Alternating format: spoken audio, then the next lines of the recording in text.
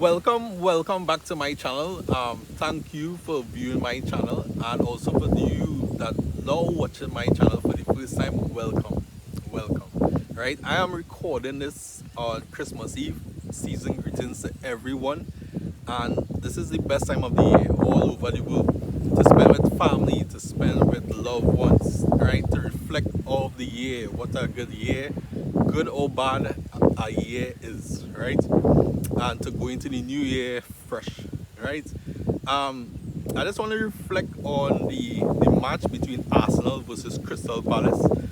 Yes, the place is a little bit breezy in Trinidad, right? And I'm just outside filming this, right?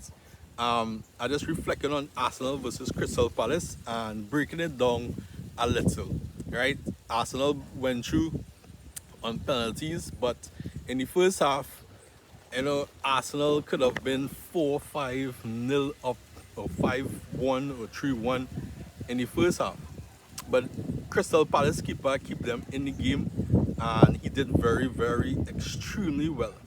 The defense was a little bit shaky. The whole Crystal Palace team, they lose players due to injuries, due to Afghan nation international duties, and some due to suspension. So they didn't strengthen the team during the summer time, right? And they didn't strengthen where they needed to strengthen. I think the manager is getting a little bit frustrated why the team is so thin, right? But in the first half, Arsenal dominate. The young right back, he had a terrible first half, and Martinelli just turned him up. But to be honest, I think Martinelli looked like his old self, playing against that youngster. Early in the stage, early in the stage, and in the second half, you know, um, Crystal Palace, sorry, in the first half, Crystal Palace had opportunities, at least two chances in the first half, to at least, you know, had opportunities to score.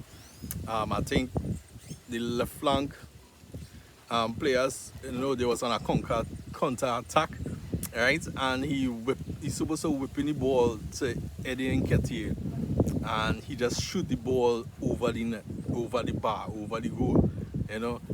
But to the end of the day, the first half was strictly down to Arsenal. They're playing home. The home crowd is against them, and then coming into the second half, I missed most of the second half. But to the end of the day, I saw a little bit of highlights, and it indicated that the second half was on both sides, right? And Arsenal getting the goal, then Crystal Palace coming to get the goal. But it just goes to show Crystal Palace is a good team. Crystal Palace is a very good team. And if they strengthen in the summer, just imagine. Just imagine. But it just goes to show cup match, it could go either way.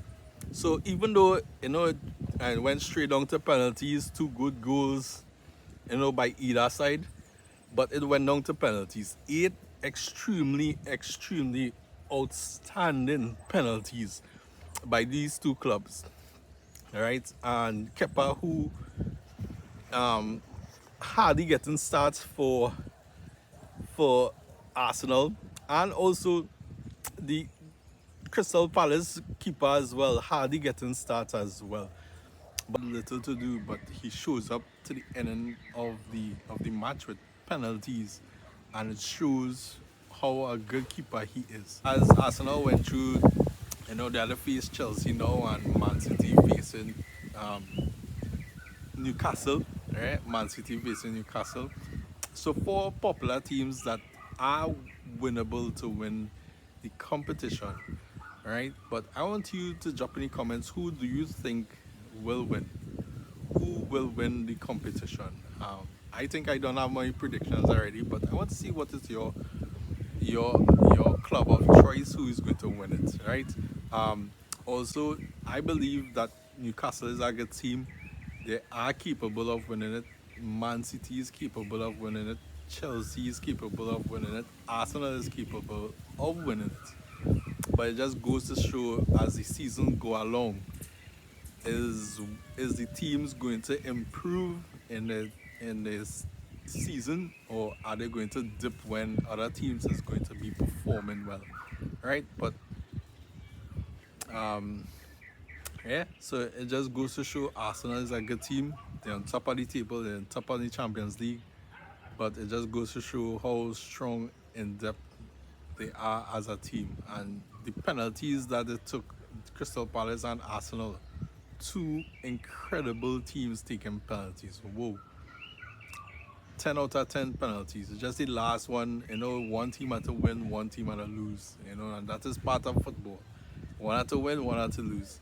But to the end of the day, I just want to see all your comments and let me know, who do you think is capable of winning the Carabao Cup